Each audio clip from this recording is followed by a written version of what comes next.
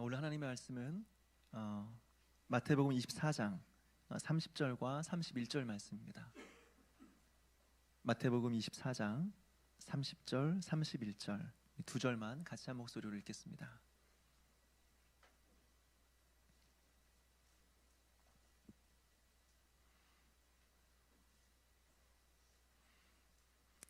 우리가 한 목소리로 읽겠습니다. 시작. 그때 인자의 징조가 하늘에서 보이겠고 그때 땅의 모든 족속들이 통곡하며 그들이 인자가 구름을 타고 능력과 큰 영광으로 오는 것을 보리라. 그가 큰 나팔 소리와 함께 천사들을 보내리니 그들이 그의 택하신 자들을 하늘 이 끝에서 저 끝까지 사방에서 모으리라. 아멘. 한번 기도하겠습니다. 하나님 아버지, 오늘 이 시간 또 이 금요일 밤 하나님 앞에 섰습니다. 이 시간 말씀을 들을 시간이오니 하나님께서 우리의 마음을 열어주셔서 하는 말씀도 땅에 떨어지지 않고 우리의 마음에 새길 수 있도록 도와주시고 또 이 말씀을 붙들고 날마다 승리하며 살아갈 수 있도록 도와주시옵소서. 감사드리옵고 예수님의 이름으로 기도합나이다. 아멘. 먼저 우리 오디오를 듣고 말씀을 전하겠습니다. 하나 더 보여줄 것이 있으니 조금만 더 있다 가십시오. 그런 다음에 길을 떠나시지요. 해석자는 다시 크리스천의 손을 잡고 잠에서 막 깨어난 사람이 있는 방으로 데려갔다. 그는 옷을 주섬주섬 입으며 온몸을 바들바들 떨고 있었다. 크리스천이 물었다. 이 남자는 왜 이리 떨고 있습니까? 해석자는 그 남자에게 왜 그러고 있는지 크리스천에게 직접 말해주라고 했다. 그는 이렇게 말했다. 잠을 자다가 꿈을 꾸었는데 하늘이 칠흑처럼 어두워지면서 천둥과 번개가 휘몰아치기 시작하더군요. 전 너무나 고통스러웠죠. 꿈에 고개를 들어 하늘을 보니 구름의 움직임이 심상치 않았으니까요. 그러더니만 우렁찬 나팔 소리가 울려 퍼지면서 수천 명의 천사를 거느린 어떤 분께서 구름 위에 앉아 계시지 뭡니까? 사람들은 불길에 휩싸여 있었고 하늘도 온통 불바다였습니다. 그때 목소리가 들려왔습니다. 일어나라, 너희는 죽었으니 심판을 받으라. 이 말소리에 바위가 부서지고 무덤이 갈라지면서 그 속에서 죽은 자들이 걸어 나왔습니다. 몇몇은 기쁨에 젖어 하늘을 올려다보았고 또 몇몇은 몸을 숨길 곳을 찾아 산 밑으로 헤맸지요. 구름 위에 앉아있던 분은 책을 열어 온 세상 사람들을 불러 모으셨습니다. 하지만 활활 타오르는 불길 때문에 그분과 사람들 사이는 상당히 벌어져 있었습니다. 그 간격은 마치 심판관과 철창에 갇힌 죄수의 사이만큼 떨어져 있는 것 같더군요. 구름 위에 앉으신 분이 사람들에게 이렇게 소리치셨습니다. 알곡은 모아 곡간에 들이고 쭉정이는 꺼지지 않는 불에 태우리라. 이 말이 끝나자마자 제가 서 있던 바로 그곳이 뻥 뚫리며 그 깊이를 헤아릴 수 없는 커다란 구멍이 생기지 뭡니까? 그 구멍에서는 섬뜩한 소리와 함께 자욱한 연기와 화염이 솟구쳐 올랐습니다. 그분께서 다시 말씀하셨습니다. 알곡은 모아 곡간에 들여라. 말소리가 떨어지기 무섭게 그 많던 사람들이 다 구름 위로 올라갔고 저만 혼자 남게 되었습니다. 숨을 곳을 찾으려 해도 찾지 못하는 제 모습을 구름 위에 앉아 계신 분께서 눈여겨보셨습니다. 제가 지은 죄가 모조리 떠오르자 전 양심에 찔려 너무나 괴로웠습니다. 그 순간 잠에서 깨고 말았죠. 그 모습을 보고 왜 그렇게 떠셨습니까? 크리스천이 궁금해하며 물었다. 심판의 날이 왔을 때 제가 아무런 준비를 하지 못했기 때문인 것 같습니다. 하지만 무엇보다도 천사들이 다른 사람들은 모두 데려가면서 저만 홀로 남겨두었다는 점이 가장 몸소리쳐졌습니다. 게다가 제가 서 있던 곳, 바로 그곳에서 지옥의 구멍이 뚫렸다는 것도 두려웠습니다. 전 지금 양심의 가책을 느껴 너무나 괴롭습니다. 심판하시는 분께서는 근엄한 모습으로 늘 저를 지켜보고 계셨으니까요. 그러자 해석자가 크리스천에게 말했다.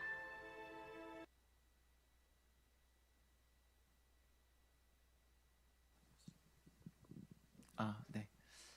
이제 해석자의 집에서의 마지막 장면입니다. 해석자는 마지막으로 크리스찬의 손을 잡고 이제 다른 방으로 갔습니다. 그 방으로 들어가 보니까요, 한 사람이 침대에서 일어나 앉아 있었는데 방금 잠에서 깨어난 이후에 벌벌 공포에 질려서 벌벌 떨고 있었습니다. 무슨 일이 있었던 것일까요? 이 사람은 잠을 자다가 꿈을 꾼 겁니다. 그 꿈에서 본 장면이 무엇이냐? 이 세상 마지막 날 최후의 심판에 대한 장면입니다. 이 사람이 그 꿈에서 보았던 최후의 심판에 대한 장면을 철로 역정은 굉장히 자세하게 묘사해 주고 있는데요. 이것은 존 버년의 상상 속에서 지어낸 이야기가 아닙니다. 성경에서 최후의 심판에 대해서 증언하고 있는 흩어져 있는 모든 기록들을 이제 하나로 다 끌어모아서 하나의 그림을 이제 완성시킨 거죠. 이 내용을 오늘 한 사람이 꿈에서 본 내용으로 이제 표현하고 있는 겁니다. 이것을 여러분들과 좀 살펴보려고 하는데요. 첫 번째, 최후의 심판 때 어떤 현상이 일어나는가? 첫 번째로 보니까 예수님께서 하늘에서 구름을 타고 이 땅에 내려오신다라고 그렇게 설명해 주고 있습니다. 여러분, 여기서 구름이라고 하는 것은 하나님께서 임재하실 때마다 나타났던 것입니다. 예를 들어서 하나님께서 시내산에서 이스라엘 백성들과 언약을 맺으셨을 때 성경에 보니까 빽빽한 구름 사이에서 하나님 나타나셨다 이렇게 말하고 있어요. 또 솔로몬 성전 봉헌식 때에 구름이 여호와의 성전에 가득했다라고 표현하고 있습니다. 이것을 성경은 뭐라고 설명하냐면 이는 여호와의 영광이 여호와의 성전에 가득함이었더라라고 표현하고 있어요. 구름이 성전에 가득한 것이 여호와의 영광이 성전에 가득했다라고 표현하는 거죠. 따라 성경의 구름이라고 하는 것은 하나님의 신적 현현을 표현하는 것입니다. 다시 말해서 하나님의 나타나심을 표현하는 것이 구름이다라고 하는 거죠. 그런데 예수님께서 마지막 오실 때는 예수님께서 구름을 타고 오신대요. 이것은 예수님께서 처음 이 땅에 오셨을 때 연약한 인간의 모습이 아니라 이제 하나님과 동일한 신적인 권위를 가지고 오신다라는 그런 의미라고 하는 겁니다. 생각해 보십시오. 예수님께서 이 땅에 처음 인간의 몸을 입고 오셨을 때 예수님은 굉장히 초라한 마구간에서 굉장히 더러운 말구유 위에서 태어나셨어요. 그리고 그분은 연약한 육신으로 인해서 많은 사역에 피곤함을 느끼셨습니다. 또 유혹에 넘어지진 않으셨지만 유혹을 받으셨습니다. 그리고 인간의 연약함을 바라보시면서 때로는 눈물도 흘리셨습니다. 이것이 바로 예수님의 인간적인 모습이죠. 그러나 다시 오실 때는 어떻습니까? 연약한 인간의 모습이 아니에요. 온 세상을 심판하시는 심판주로 이 땅에 오신다라고 하는 거죠. 그것이 바로 구름을 타고 오시는 예수님의 모습이다라고 하는 겁니다. 뿐만 아니라 예수님은 수많은 천사들의 시중을 받으면서 그 천사들에게 둘러싸여서 이 땅에 오실 것입니다. 그리고 구름 사이에서는 예수님의 재림을 알리는 우렁찬 나팔 소리가 온 세상에 울리며 진동할 것이다고 하는 거죠. 그때 어떤 일이 일어납니까? 이 땅에 있는 모든 사람들이 재림하신 예수님을 눈으로 직접 보게 될 것이다 라고 하는 겁니다. 그리고 예수님은 모든 사람들을 예수님 앞으로 끌어모으신다고 하는 것이죠. 여러분, 이 사실만 분명히 알고 있어도 우리는 절대 이단에 빠지지 않을 수 있습니다. 특별히 신천지 같은 경우는 이 부분을 굉장히 왜곡해서 가르칩니다. 거기서 뭐라고 가르칩니까? 예수님께서 이미 재림하셨다는 거예요. 예수님이 이미 다시 오셨다는 겁니다. 그런데 왜 우리는 예수님께서 다시 오셨다, 재림하셨다는 사실을 모르고 있는 것일까요? 그들의 논리를 따라가면 예수님께서 재림하셨는데 육신을 입고 재림하신 것이 아니라 먼저 영으로만 재림하셨다라고 하는 겁니다. 그러면 그 영으로 임한 예수님이 어디로 가셨는가? 신천지 교주 안으로 들어갔다고 하는 겁니다. 그래서 결론이 뭐냐? 신천지 교주가 재림하신 예수님이시다. 신천지 교주가 재림주다라고 하는 거예요. 그래서 그 교주의 가르침을 따라야 구원을 받는다라고 하는 것이 신천지의 가르침입니다. 여러분, 이 말은 굉장히 그럴듯해 보이지만 사실은 성경과 전혀 다른 이야기입니다. 예수님께 재림하실 때 영으로만 임할 거다. 내가 다시 올 텐데 내가 먼저는 영으로 오실 거다. 이런 말이 성경에 어디 있어요? 사도행전 1장에 보니까 예수님께 승천하실 때 천사들이 이렇게 말해요. 승천하시고 나서 사람들이 다 위를 쳐다보고 있으니까 천사가 말하죠. 올라가실 때 제자들이 자세히 하늘을 쳐다보고 있는데 흰 옷 입은 두 사람이 그들 곁에 서서 이르되 갈릴리 사람들아 어찌하여 서서 하늘을 쳐다보느냐 너희 가운데서 하늘로 올려지신 이 예수는 하늘로 가심을 본 그대로 오시리라 라고 말씀하셨습니다. 무슨 말일까요? 예수님께서 다시 오실 때는 예수님께서 부활의 몸을 입고 하늘로 올라가셨는데 그 모습 그대로, 그 몸 그대로 부활의 몸을 입고 다시 오신다라고 하는 것입니다. 영으로가 아니라고 하는 거죠. 무엇보다 요한계시록 1장을 보면 뭐라고 나와 있냐면 예수님의 다시 오심에 대해서 뭐라고 설명하고 있냐면요, 우리 요한계시록 1장 7절 말씀을 같이 찾아서 읽도록 하겠습니다. 요한계시록 1장 7절입니다.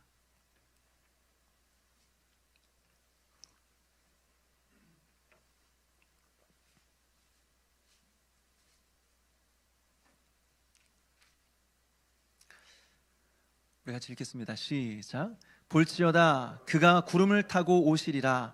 각 사람의 눈이 그를 보겠고 그를 찌른 자들도 그를 볼 것이요 땅에 있는 모든 족속이 그로 말미암아 애곡하리니 그러하리라. 아멘.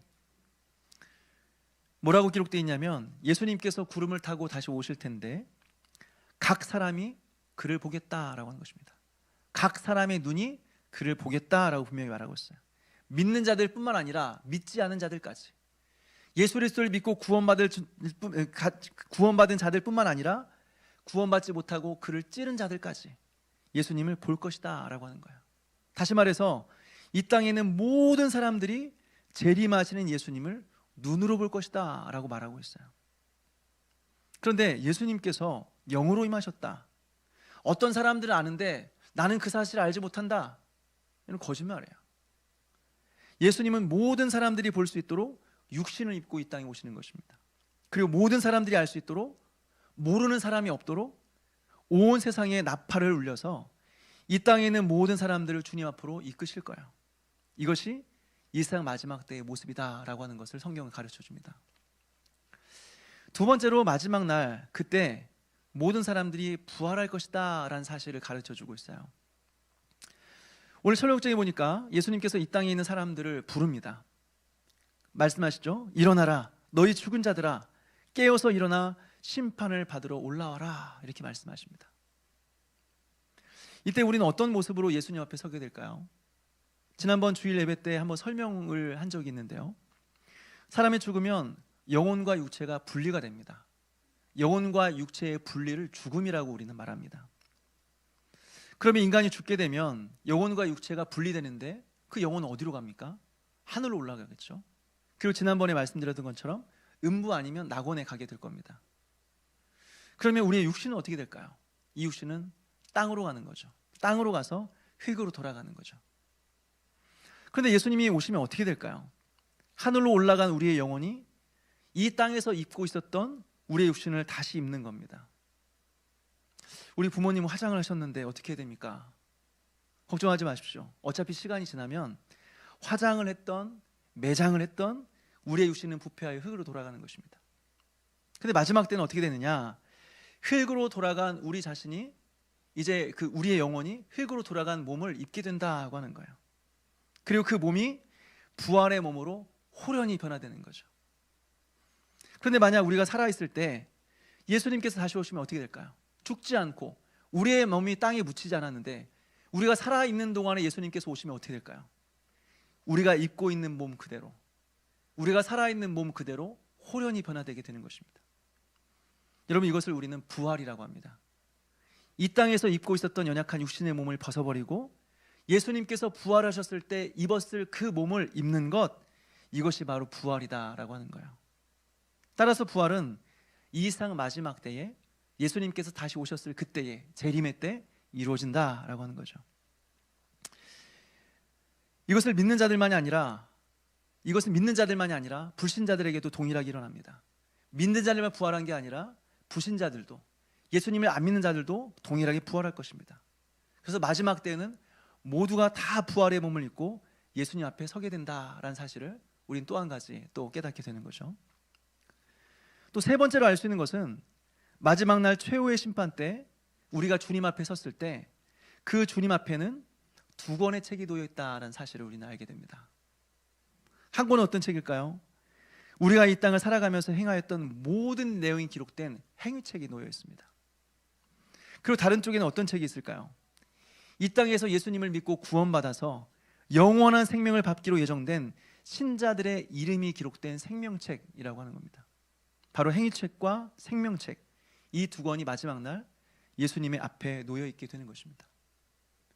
좀 더 자세히 설명드리자면 마지막 날 예수 그리스도를 믿지 않은 자들은 행위책에 기록된 자신들의 행위를 따라서 심판을 받게 된다라고 하는 거죠. 너 이거 잘못했지?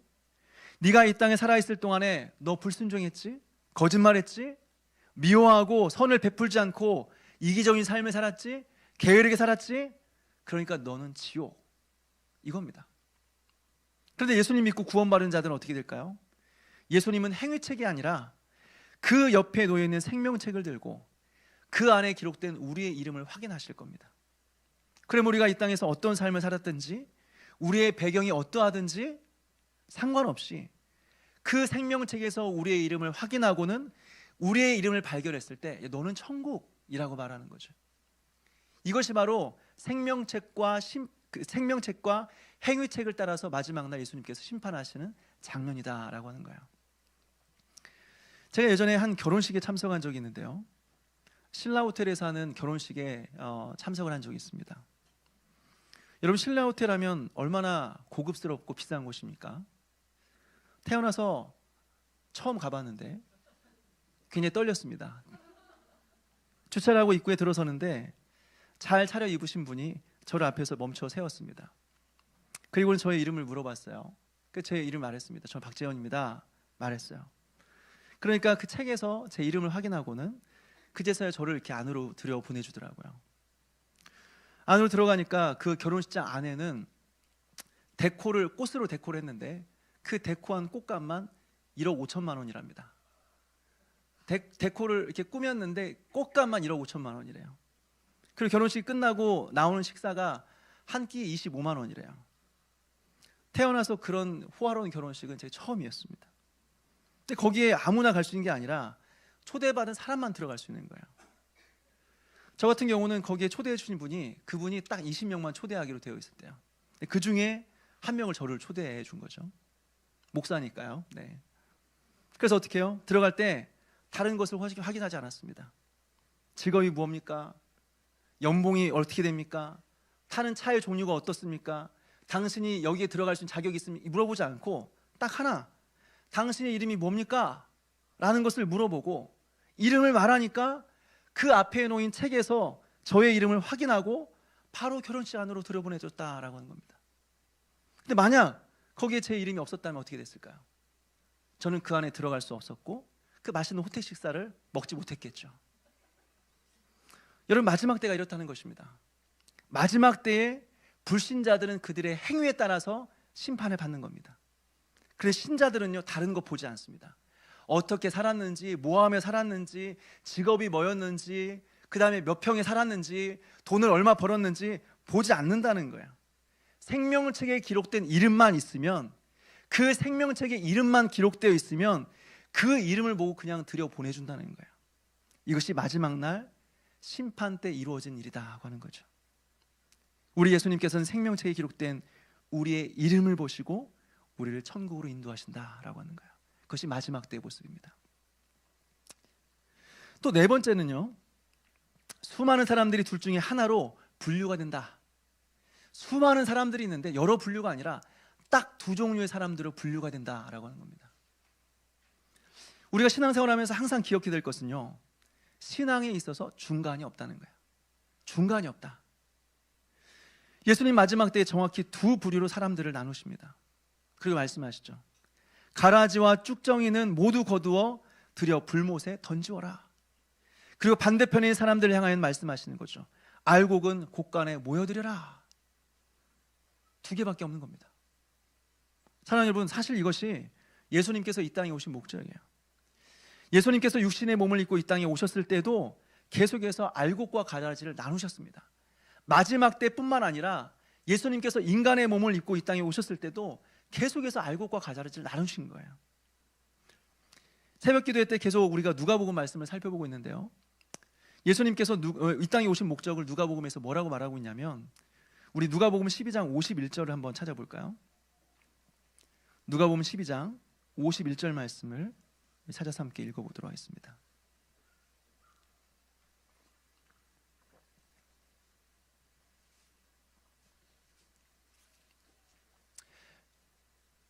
(51절) 말씀입니다. 우리 같이 읽겠습니다.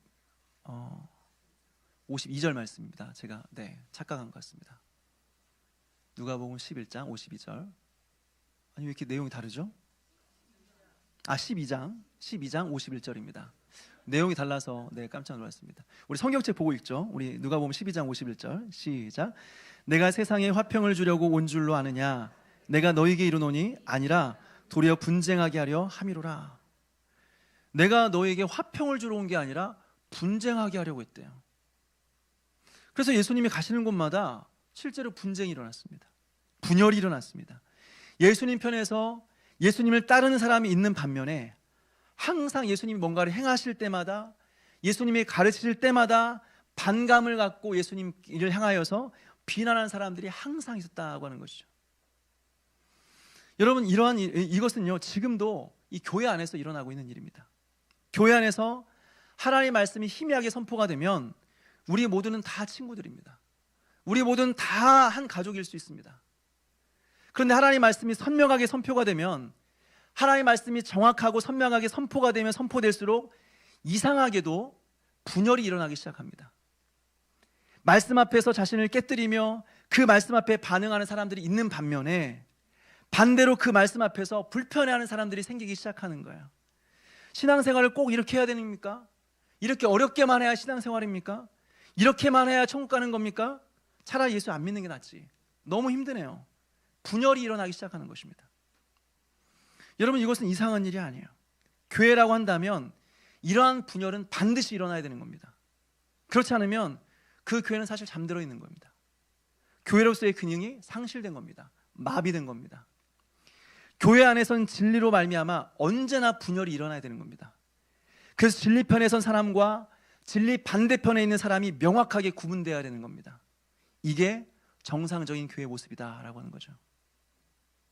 마지막 날에 이런 일이 일어난다는 거예요. 예수님께서 우리를 정확하게 둘로 구분하신다는 겁니다. 알곡과 가라지로, 양과 염소로 구분한다는 거예요. 철로역정 이 장면을 아주 상세하게 묘사해주고 있는데요, 예수님께서 말씀하십니다. 가라지와 쭉정이는 모두 거두어 들여 불못에 던지우라 라고 말합니다. 그러니까 무슨 일이 일어났습니까? 갑자기 끝을 알 수 없는 땅의 구덩이가 열렸어요. 그곳에서는 엄청난 연기와 화염이 솟구쳤습니다. 그리고 거기서 소름 끼칠 정도로 처참한 비명소리가 들리기 시작했습니다. 또 예수님께서 말씀하셨습니다. 알곡은 곳간에 모여 드리라 라고 말씀하셨습니다. 그러니까 무슨 일이 일어났습니까? 많은 사람들이 구름 속으로 들려 올라가는 거죠. 완전한 분리가 일어난 겁니다. 완전한 분리요. 여러분, 바로 이 장면이 성경에서 말하는 최후의 심판에 대한 장면입니다. 그리고 이 책에 나온 사람이 꿈에서 보았던 장면입니다. 그리고 조금만 있으면 우리가 마지막 때에 보게 될 장면이다 라고 하는 거죠. 그런데 여기서 우리가 주목해 보고 싶은 것이 하나 있습니다. 여러분, 이 사람의 꿈속에서 다음으로 경험한 것이 무엇일까요? 많은 사람들이 구름 속으로 들려 올라가는 것을 보았는데요, 자신은 들려 올라가지 못하고 혼자 땅에 남겨 있었다라고 하는 거죠. 이때 누군가 구름 위에 자신을 지켜보는 분이 계신다는 사실을 깨달았습니다. 그래서 여기저기 숨을 곳을 찾기 시작했어요. 그런데 아무리 돌아보아도 숨을 곳을 찾지 못했습니다. 그때 무슨 일이 일어났습니까? 지금까지 저지른 모든 죄악들이 하나도 빠짐없이 기억나기 시작했습니다. 수많은 사람들 가운데 다 벌거벗은 것처럼 자신의 모든 죄악들이 하나도 남김없이 다 까발려졌다라고 하는 거죠. 그리고 그 죄로 인해서 자신의 양심은 스스로를 정죄하고 그것 때문에 괴로운 것입니다. 이런 상황에서 이 사람이 꿈에서 깼어요. 죄로 인해서 하나님의 눈앞에서 피하려고 해도 피할 곳을 찾지 못하고, 자신의 양심은 죄로 인해서 자신을 채찍질함으로 심령은 견딜 수 없는 괴로움으로 가득했고, 앞으로 다가올 심판 앞에서는 죽음의 두려움과 공포에 사로잡혀 있을 그때에 그가 깜짝 놀라서 잠에서 깨게 되었다라고 하는 거죠. 사랑하는 여러분, 이 장면이 우리에게 주는 교훈은 무엇일까요? 마지막 날 예수님의 재림의 때가 있다는 것입니다. 그리고 그때 모든 사람들이 예수 그리스도 앞에 모여서 최후의 심판을 받게 될 것이다 라고 하는 겁니다. 그러니까 어떻게 해요? 그 마지막 때를 준비해야 된다라고 하는 거죠. 그렇기 때문에 우린 날마다 깨어 있어야 된다라고 하는 거죠. 사랑하는 여러분, 우리는 어떻습니까? 주님은 오늘 밤에 오신다고 한다면 아멘, 주 예수여 오시옵소서 라고 두 손 들고 예수님을 맞이하겠습니까? 아니면 주님 왜 벌써 오셨습니까? 지금 오시면 안 되는데, 지금 오시면 나 어떡하라고 그러면서 당황하실 겁니까? 우리 주님은 언제 오실지 아무도 모릅니다. 그러나 그날은 가까이 오고 있습니다. 그리고 생각하지 못한 그때에 우리 주님은 오시는 겁니다. 그러니 우리가 어떻게 해야 되겠습니까? 우리 주님 오심을 날마다 준비하며 깨어있는 여러분 되시기를 주님의 이름으로 축원합니다. 이 사실을 늘 기억하며 살아가는 사람들만이 천성을 향한 순례의 길을 흔들리지 않고 걸어갈 수 있다라고 하는 거죠. 말씀을 맺으려고 하는데요, 이제부터 우리의 삶은 예수님의 재림을 준비하는 삶이어야 하는 것입니다. 그런데 주님 오심을 준비하며 살려고만 하면 꼭 이 시한부 종말론만 생각하시는 분들이 계세요. 직장 다 때려치우고 집 팔고 땅 팔고 다 교회 바치고 기도원에 들어가서 기도하는 이런 정도의 삶을 생각하는 거죠. 그러나 그러한 삶은 예수님의 오심을 준비하는 삶이 아닌 것입니다. 종말을 준비하는 삶이라고 하는 것은 사실 날마다 주님께서 우리에게 주신 그 사명을 따라 살아가는 것입니다. 직장에서, 가정에서, 교회에서 나에게 주신 사명을 잘 감당하며 살아가는 거예요. 그래서 주님께서 오셔서 보셨을 그때 부끄럽지 않은 모습으로 주님을 맞이하도록 살아가는 것, 이것이 바로 우리가 예수님의 재림을 준비하는 삶이다라고 하는 겁니다. 가끔씩 집에 들어가서 문을 딱 열어보면 아이들이 급하게 움직일 때가 있어요. 바쁘게 움직일 때가 있습니다. 갑자기 TV를 끄고 자기 방에 들어가서 뭔가 공부하는 척 하는 때가 있죠. 아마도 그 모습이 엄마 아빠가 볼 때 가장 기뻐하는 모습이라 생각해서 그렇게 하는 것 같습니다. 근데 여러분, 엄마 아빠가 집에 올 때만이 아니라 평소에도 그렇게 하고 있으면 얼마나 좋을까요? 하나님도 그렇다는 것입니다. 예수님이 다시 오신다고 하니까 갑자기 안 읽던 성경책을 펴서 읽기 시작하고, 예수님이 오신다고 하니까 갑자기 자신이 아끼던 것을 사람들에게 갑자기 나누어 주고, 예수님이 오신다고 하니까 갑자기 기도하는 척하고, 이런 모습을 우리 주님이 기대하실까요? 아니라는 거예요. 평소에 그러한 모습으로 우리 주님은 살아가기를 바라신다라고 하는 거죠. 원래 그런 사람으로 살기를 바라신다라고 하는 거죠. 이것이 바로 예수님의 재림을 준비하는 삶이다라고 하는 겁니다. 다시 말해서 예수님께 재림하신다고 갑자기 안 하던 것을 하는 것이 아니라 예수님이 오실 때 보셨으면 하는 그 모습으로 늘 그렇게 살아가는 것, 이것이 깨어있는 삶이다라고 하는 거죠. 저는 열심히 강단에서 설교하고 있을 때 우리 주님이 오셨으면 참 좋겠습니다. 물론 강단 위에 설교하다가 쓰러지는 것을 원하지는 않습니다. 그럼 얼마나 사람들이 깜짝 놀라겠어요. 그러나 강단에서 설교하고 있을 때 우리 주님이 오신다고 한다면 얼마나 좋을까. 그 영혼들을 위해서 뜨겁게 기도하고 눈물 흘릴 때 우리 주님께서 오신다고 한다면 얼마나 좋을까, 그런 생각을 해봤습니다. 우리 모두가 그랬으면 좋겠습니다. 우리 주님께서 오셨을 때 보시고 참 좋다, 너무 좋다, 딱 좋다, 그 모습으로, 딱 그 모습으로 우리가 하루하루를 살아갈 수 있었으면 참 좋겠습니다.